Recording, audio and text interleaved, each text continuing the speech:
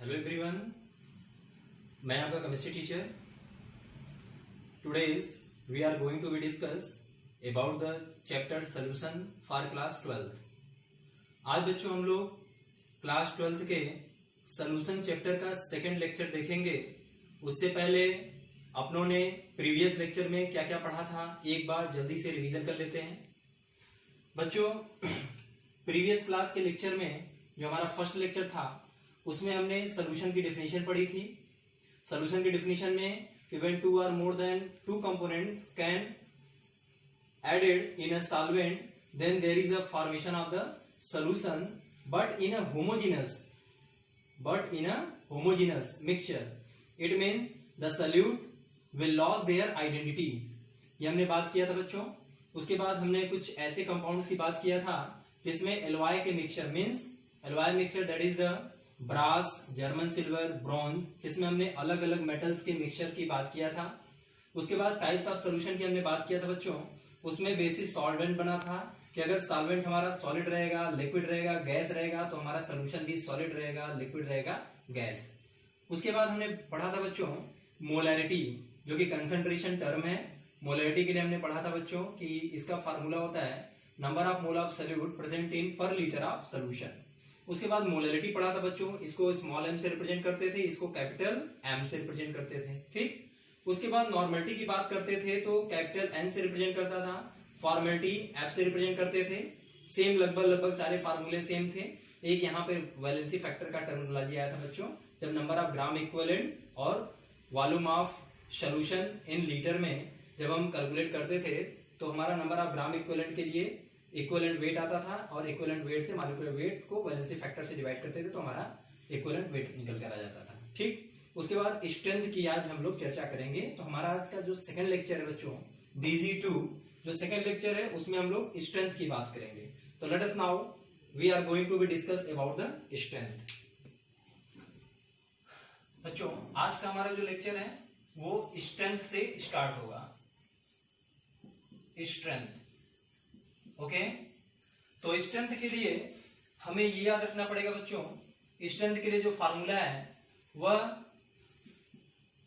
Wait of solute taken in gram, okay, और volume of solution in litre, okay. तो strength का जो formula बच्चों हमारे पास आया है वो आया है weight of solute in gram and volume of solution in litre. So अगर हम बच्चों strength is equal to weight by volume लिख दें और ऊपर और नीचे दोनों साइड इक्विवेलेंट वेट से मल्टीप्लाई कर दें, दोनों साइड ऊपर और नीचे इक्विवेलेंट वेट से मल्टीप्लाई कर दें, तो बच्चों देखोगे आप लोग तो यहां पर एक हमारा नया टर्मिनोलॉजी आ रहा है। क्या आ रहा है बच्चों कि weight divide by equivalent divide by volume.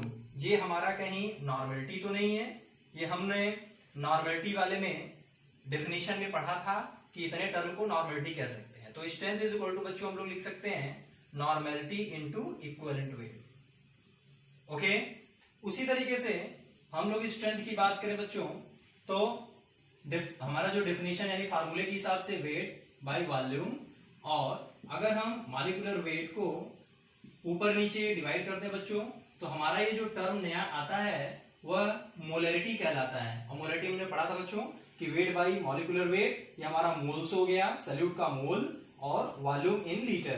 तो हमारा ये मोलैरिटी हो गया।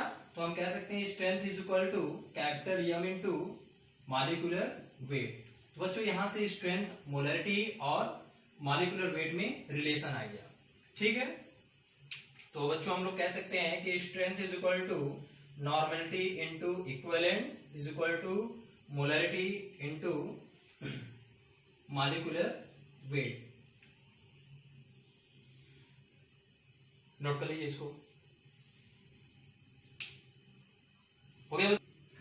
इसके बाद बच्चों हम लोग को पढ़ना है परसेंटेज कंपोजिशन कैसे फाइंड आउट करना है किसी भी एलिमेंट का percentage W by W, V by V, W by V कैसे निकालते हैं। तो उसके लिए पढ़ना है in terms of percentage, concentration in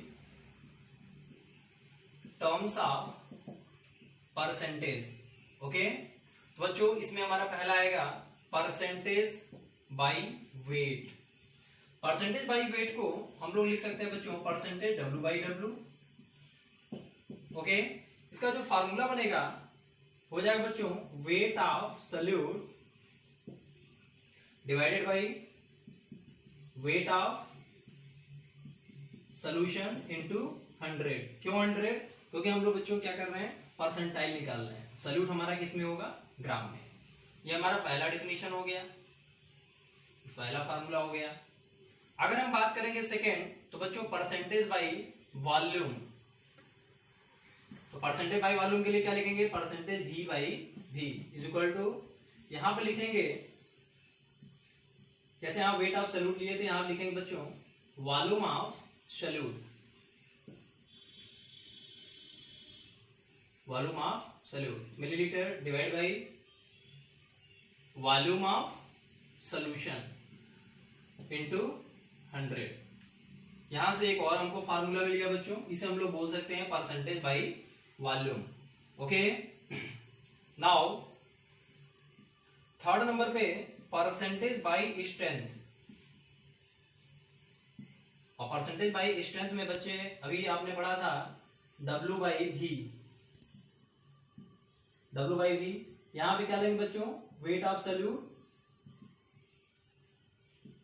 wait of solute किसमें, ग्राम में, divide by V solution means volume of solution into 100। ये अपना तीसरा फार्मूला आ गया। ठीक है, तो कुछ चीजें बच्चों आपके एनसीईआरटी में दिया हुआ है, वो क्या दिया हुआ है पहले इतना नोट कर लीजिए आप लोग।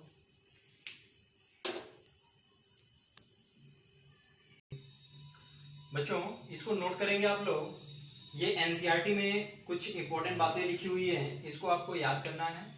कॉमर्शियली ब्लीचिंग के तौर पे 3.62 mass percentage of sodium hypochloride in water. जब इतने मास परसेंटाइल के हिसाब से इतने ग्राम को इसको सोडियम हाइपोक्लोराइड को वाटर में ऐड करते हैं, तो इसे हम लोग कॉमर्शियली ब्लीचिंग के तौर पे यूज करते हैं। दूसरी 35% by volume solution of ethylene glycol, यह लोअर कर देता है किसका, freezing point of water, water के फ्रीजिंग पॉइंट को कम करने का काम कौन करता है, इथाइलिन ग्लाइकॉल। लगभग कितना बच्चों, -17.6 डिग्री सेंटीग्रेड। ये दो इंपॉर्टेंट बातें थी, इन चीज को आपको याद करना है, नोट कर लीजिए इसको।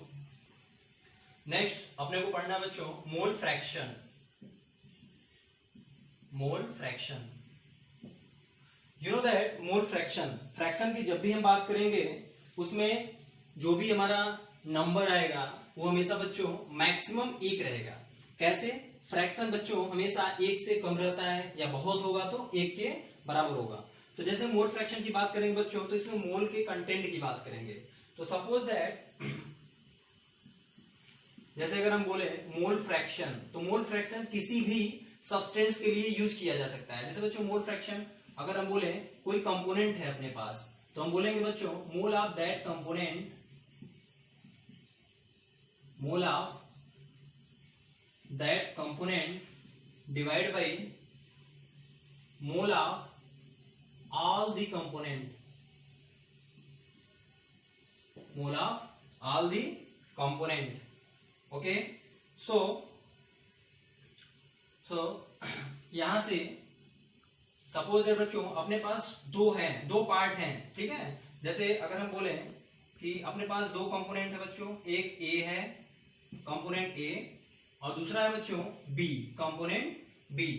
ओके, तो इनके मोल्स क्या हो जाएंगे, इनके मोल्स हो जाएंगे बच्चों एन ए, इनके मोल्स हो जाएंगे एन बी। और अगर बच्चों टोटल मोल की बात करेंगे तो टोटल मोल कितने हो जाएंगे बच्चों, N A plus N B, ये हमारे टोटल मोल हो गए। तो अगर हम मोल फ्रैक्शन निकालेंगे बच्चों, तो mole fraction of A is equal to A का mole divide by total mole, तो टोटल मोल में N A plus N B. इसी तरीके से बच्चों मोल फ्रैक्शन ऑफ बी निकालना होगा, तो आप क्या करोगे, N B divide by N A plus N B. ये आप किसी भी कंपोनेंट का मोल फ्रैक्शन निकाल सकते हो इन अ गिवन सॉल्यूशन और मिक्सचर। Okay, write down. बच्चों जैसा कि अभी हमने बताया कि ढेर सारे मोल फ्रैक्शंस मिलकर मैक्सिमम एक के इक्वल होते हैं, ठीक है। तो सारे मोल्स के फ्रैक्शंस को अगर जोड़ दिया जाए तो बहुत होंगे तो एक होंगे। Mole is an amount, okay, so it can never be negative. So mole fraction 0 से ज्यादा हो सकता है लेकिन 1 से हमेशा कम होता है, ओके। अगर मान लीजिए बच्चों, अगर हम बोले कि अपने पास दो मोल फ्रैक्शन है, मीन्स दो कंपोनेंट है, उनका mole fraction XA plus XB is equal to 1 है, ठीक।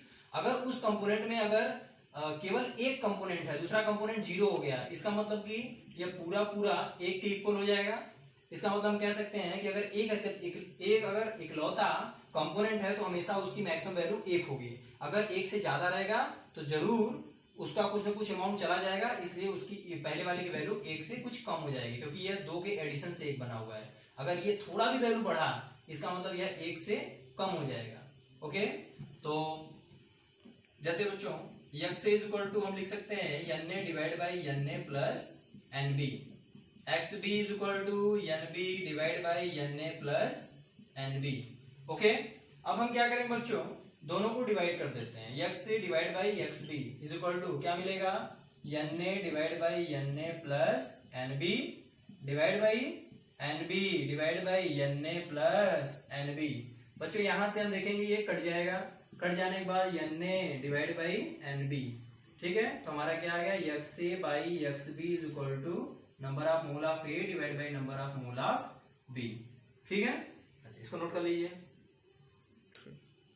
Student. Mole fraction of A divide by mole fraction of B is equal to mole of A divide by mole of B। यहां तक तो हम लोग सीख चुके हैं। अब क्या है बच्चों, मोल ऑफ A को हम लोग लिख सकते हैं wait of A divide by molar mass of या मॉलिक्यूलर वेट ऑफ A, ये तो मोल होता है, और Nb को एज इट इज छोड़ देते हैं। और अगर हम 1000 से ऊपर नीचे मल्टीप्लाई करें, और यहां से अगर हम देखें बच्चों, ध्यान से आप लोग देखिएगा कि अगर किसी कंपोनेंट का मोल डिवाइड होता है उसके वेट से, सॉल्वेंट के वेट से, हमने पढ़ा था ना मोलैलिटी डेफिनेशन में कि number of mole of solute divide by mass of solvent in kilogram. अगर ये मास ऑफ सॉल्वेंट है बच्चों, और ये क्या है बच्चों, ये 1000 से हमने मल्टीप्लाई किया है, तो हम लिख सकते हैं इतने को हम 1/m लिख सकते हैं कि नहीं, लिख सकते हैं 1/m, या इतने को हम नीचे m लिख सकते हैं, क्योंकि मोलैलिटी का डेफिनेशन यहां से आप देखिए कि Nb divide by mass of solvent, mass of ये सॉल्वेंट का मास है इनटू 1000, ये हमारा क्या है मोलैलिटी। तो ये जब ऊपर रहता तो मोलैलिटी, अभी हम 1/m करेंगे क्योंकि ये टर्म नीचे है। तो बच्चों यहां से क्या मिला हमको कि XA by XB is equal to 1000 ऊपर बचा, और नीचे मॉलिक्यूलर वेट ऑफ A और इनटू मोलैलिटी। ये बात समझ में आ गया, ठीक। अब हम लिख सकते हैं यहां से molality is equal to XB into 1000 और divide by XA into molecular weight of A, okay. ये हमारा बच्चों मोलैलिटी, मोल फ्रैक्शन और मॉलिक्यूलर वेट में रिलेशन आ गया, ठीक है। अब लास्ट वाला जो आज के लेक्चर का टॉपिक है बच्चों, वो हमारा है पार्ट्स पर मिलियन, ओके, राइट डाउन।